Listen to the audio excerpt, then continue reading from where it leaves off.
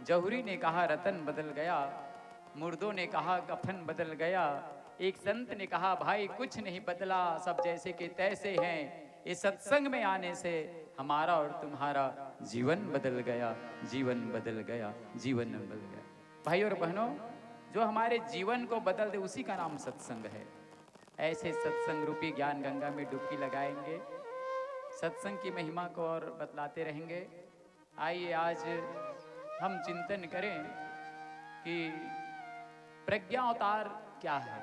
कि सुनो भाई साहब, ये जो जिसके सब यात्रा में जा रहे हैं, जिसके अर्थी को लेकर के जा रहे हैं, नवी नवेली दुल्हन है। कम दहेज लाने के अपराध में, पैसा दहेज में पैसा ना देने के, जेवर गहने ना देने के अपराध में साहब इसके पति और इसके सास ससुर मिल करके मिट्टी तेल डाल दिया और मिट्टी तेल डाल करके माचिस की तीली लगा करके जला करके मार दी साहब। पुलिस वालों को पता चला तो हथकड़ी लगा करके ले जा रहे हैं, और ये पीछे में जो रो रहे हैं ये इन्हीं के माता पिता हैं साहब। नारद जी ने सुना भाई और बहनों, बड़ा दुख हुआ। कहा कि वाह, मैं तो सोच रहा थी कि कलयुग में लोग बहुत तरक्की कर चुके हैं भगवान, लेकिन मैं क्या देख रहा हूं। फिर एक गांव में प्रवेश किया नारद जी महाराज, तो गांव में क्या देखा भाई और बहनों। उस गांव में राम जानकी के मंदिर में एक पुजारी साहब पूजा कर रहे थे, राम भरत के प्रसंग पढ़ रहे थे, और तुरंत रामायण को बंद किया और बंद करके पट बंद करके बाहर निकल रहे थे। नारद जी महाराज उसी समय पहुंच गए। पूछा क्यों पुजारी भाई साहब, इतना जल्दी आप कहाँ जा रहे हो, अभी तो समय नहीं हुआ है। नारद जी से बोले उन्होंने, अरे क्या बताऊं साहब, आज थोड़ा मैं जल्दी में हूँ। आप क्यों जल्दी में हो? अरे हम दो भाई हैं साहब, और दोनों भाई के बीच में कुछ जमीन को लेकर के विवाद चल रहा है। वो मेरा छोटा भाई बड़ा दुष्ट है ना, मेरा 5 गज जमीन ले चुका है, मैंने मांगा नहीं दिया। मैं भी कहाँ पीछे रहने वाला था, वो भी कोर्ट गया, मैं भी कोर्ट गया, कचहरी कोर्ट गया, और दोनों का केस चल रहा है दोनों भाइयों के बीच में, और आज फैसला होना है। सुनो, आप यहीं पर रुकना, अगर मैं केस जीत जाऊंगा ना तो आपको खूब मिठाई खिलाऊंगा। नारद जी को बोल रहे हैं। नारद जी ने सुना, कहा कि वाह रे राम के भक्त, वाह रामायण पढ़ने वाले, रामायण को पढ़ते थे हो लेकिन राम को मानते हो, लेकिन राम का कहना नहीं मानते। रामायण पर्याप्त न पढ़ना, इस सांचे में ढलना होगा, चले राम के पग चिन्हों पर अब इतिहास बदलना होगा। राम को मानते हो, राम का कहना नहीं मानते। रामायण को मानते हो लेकिन रामायण का कहना नहीं मानते। राम भरत का प्रसंग पढ़ रहे थे, और अभी अभी दोनों भाई के बीच में कोर्ट चल रहा है। आपको पता नहीं है राम भरत में कितना प्रेम था। तब तो नारद जी के मन में बहुत दुख हुआ भाई और बहनों, और इस समस्या को लेकर के वो भगवान विष्णु के पास चले गए, और भगवान विष्णु के पास जा करके निवेदन करने लगे, भगवान मैं क्या बताऊं, अभी अभी मैं कलयुग से आ रहा हूं। और भाई और बहनों, वास्तविक बात तो ये है कि रावण, आज हम लोग इतना स्वतंत्र हैं कि आज लोग हम बेहिचक यज्ञ कर लेते हैं भाई,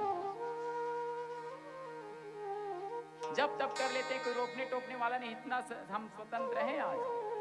और त्रेता युग में लोग यज्ञ नहीं कर पाते थे, धर्म कर्म करने से डरते थे।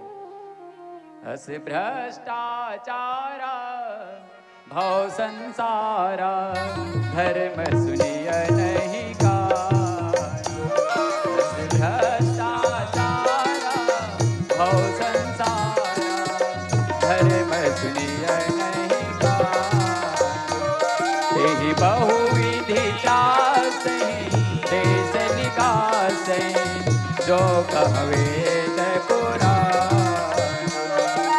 तेहि विधि त्रास देश निकास, जो कहवे पुराण। देखो आज हम लोग कितना स्वतंत्र हैं भाई, आज बैठ करके यज्ञ कर रहे हैं। और उस समय त्रेता युग में याद करना, लोग यज्ञ नहीं कर पाते थे, पूजा पाठ नहीं कर पाते थे, और पूजा पाठ जग हवन बन सब करवावे, और ऋषि मुनि गौ ब्राह्मण ला मार मार के खावे, और गांव गांव में जाके पापी आगी ला लगावे, और छोटे छोटे लइका मन ला पानी में डुबावे। ये रावण का आदेश था भाई। और जगह जगह खोजे वो मन साधु वो सन्यासी, और कोनो करा पावे तिह तुरते देवे फांसी। और जे जो वो चंदन लेवे तेला जाके डांटे, और जौन राम नाम का है तेकर जिबला काटे। वेद यो पुराण मा झट लगाई सियागी, और धर्महीन धरती करिस पापी सब भागी। और क्या आदेश था रावण का?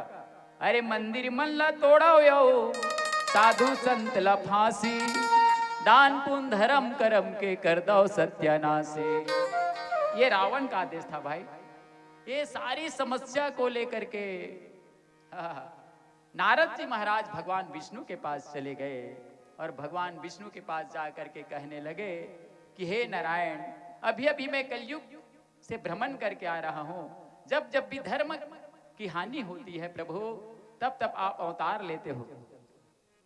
अब आप इस समय कौन से रूप में अवतार लेंगे? इस प्रकार से नारद जी ने भगवान के पास कहने लगे। जब जब होई धर्म कई हानि,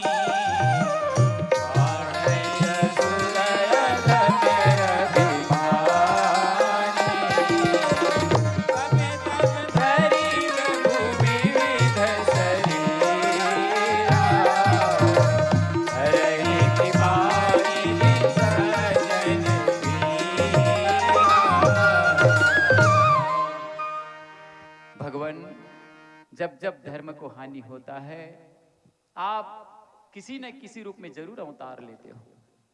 यदा यदा हि धर्मस्य ग्लानिर्भवति भारत, अभ्युत्थानं धर्मस्य तदात्मानं सृजाम्यहम्।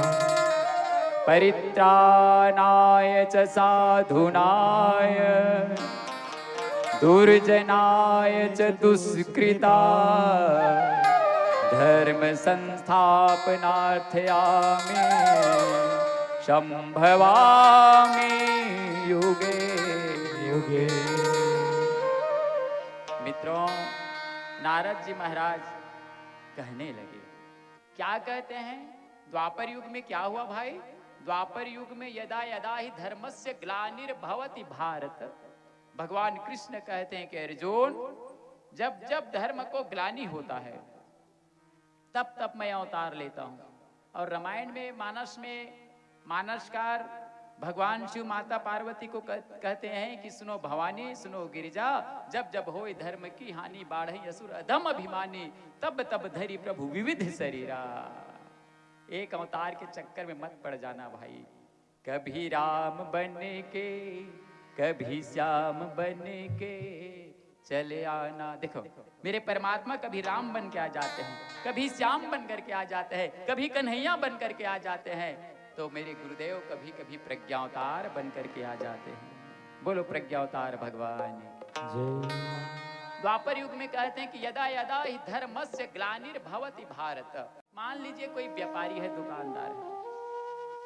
दुकानदार है, दुकानदार जैसे शटर ऊपर करता है और ग्राहक आते हैं, है ना, थोड़ा समझने की प्रयास करेंगे ये ग्लानि का मतलब क्या है। ग्राहक आता है, ग्राहक सामान देखता है, सामान का भाव ताव भी करता है, लेकिन खरीदी नहीं करता है, चला जाता है। देखो, मतलब उसका धर्म, उस दुकानदार के मन में क्या हुआ? ग्लानि हुआ।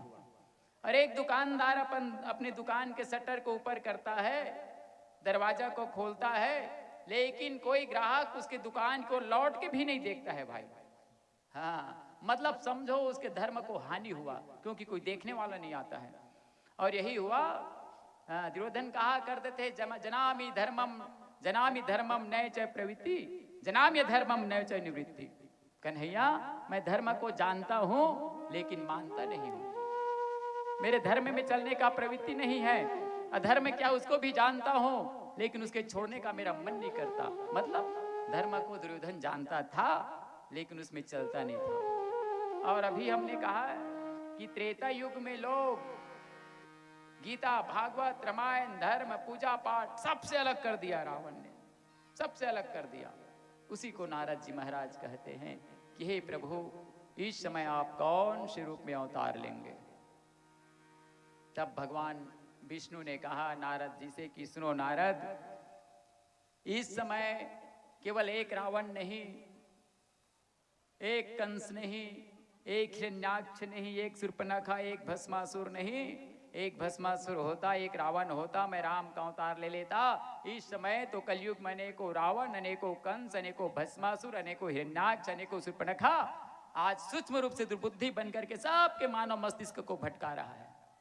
इसलिए इस समय एक राम से काम चलने वाला नहीं है। तो क्या आप अनेकों राम बन करके आएंगे? ना ना, लोहा को काटने के लोहा की जरूरत होती है। नारद जी, इस समय में कलयुग में दुर्बुद्धिग्रस्त मानव समाज को ऊपर उठाने के लिए, सद्बुद्धि दिलाने के लिए मैं प्रज्ञा अवतार बन करके आऊंगा। बोले प्रज्ञा अवतार भगवान की जय। गायत्री मतलब सद्बुद्धि, यज्ञ मतलब सत्कर्म।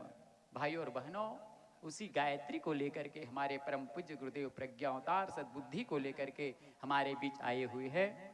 और उसी सत्कर्म को लेकर के, यज्ञ से बड़ा कोई सत्कर्म नहीं हो सकता। आज यही हम दो कर रहे हैं, यज्ञ, सत्कर्म, सद्बुद्धि यानी गायत्री मंत्र को लेकर के आया हुआ है।